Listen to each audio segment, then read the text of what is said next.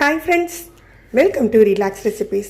ரெண்டு வெங்காயம் இருந்தால் போதுங்க. தக்காளியோ எதுவுமே தேவையில்லை. ஒரு சிம்பிளான ஒரு சைடிஷ் ரெடி பண்ணிடலாம். அதுவும் ரொம்ப ஈஸியான ரெசிபி. சொல்லப்போனால் இதை வந்து பேச்சுலர் ரெசிபின்னு கூட சொல்லலாம். எப்படி பண்ணலான்னு பார்க்கலாம். கொஞ்சமாக எண்ணெய் விட்டுக்கலாம். இதுக்கு கடுகு உளுந்தம் பருப்பு தான் போட்டு தாளிக்கணும் அப்படின்னு இல்லைங்க. கடுகு உளுந்தம் பருப்போ ஜீரகமோ எது வேணாலும் போட்டு தாளிச்சிக்கலாம்.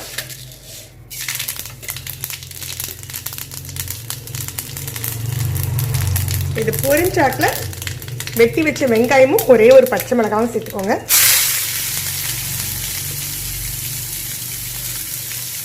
இப்போ பேச்சுலர்ஸ் சமையல் அப்படிங்கிற இப்போ கருவேப்பிலை மல்லி இதெல்லாம் இருக்குன்னு சொல்ல முடியாது. கருவேப்பிலை இருந்ததுன்னா நீங்கள் கருவேப்பிலை சேர்த்துக்கோங்க. அதே போல் இதுக்கு இந்த மசாலா தான் போடணும் அப்படின்னு கிடையாதுங்க. மிளகாய்த்தூள் விருப்பப்பட்ட மிளகாய்த்தூள் இல்லை மிளகாய்த்தூள் கூட சேர்த்துக்கலாம். வெங்காயம் கொஞ்சம் வதங்கட்டும். வெங்காயத்துக்கு தேவையான அளவு உப்பு சேர்த்துக்கலாம்.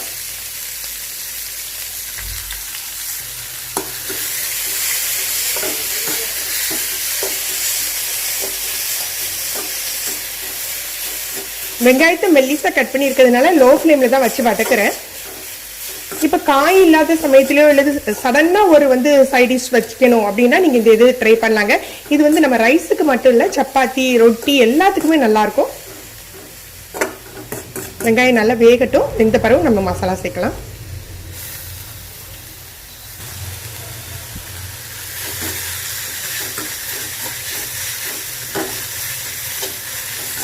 வெங்காயம் குக் ஆகிட்டு மிளகாய்த்தூளோ மிளகுத்தூளோ சேர்த்துக்கலாம். இல்லை ரெண்டையுமே கொஞ்சம் கொஞ்சம் நம்ம சேர்த்துக்கிறதுனால சரிங்க. எது அவைலபிளாக இருக்கோ நீங்கள் அதை சேர்த்துக்கோங்க.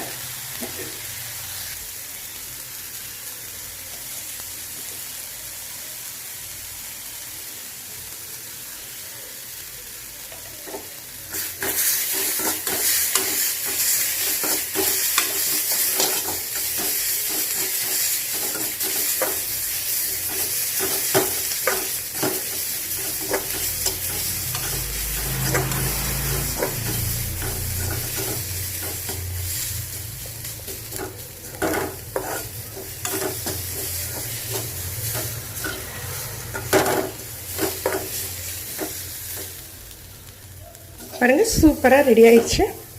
நல்ல வாசமாக இருக்குங்க. நீங்கள் ட்ரை பண்ணி பாருங்கள். ரொம்பவே சிம்பிளாக இருக்கும்.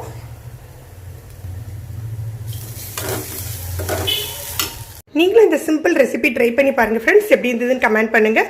இந்த வீடியோவை மறக்காமல் லைக் அண்ட் ஷேர் பண்ணுங்கள். இது வரைக்கும் நம்ம சேனலை சப்ஸ்கிரைப் பண்ணாதவங்க சப்ஸ்கிரைப் பண்ணி கீழே உள்ள பெல் பட்டனை ப்ரெஸ் பண்ணுங்கள். அப்போ தான் நம்ம சேனலில் போடுற புது புது வீடியோக்களோட நோட்டிஃபிகேஷன் உங்களுக்கு இமீடியட்டாக கிடைக்கும். தேங்க்யூ.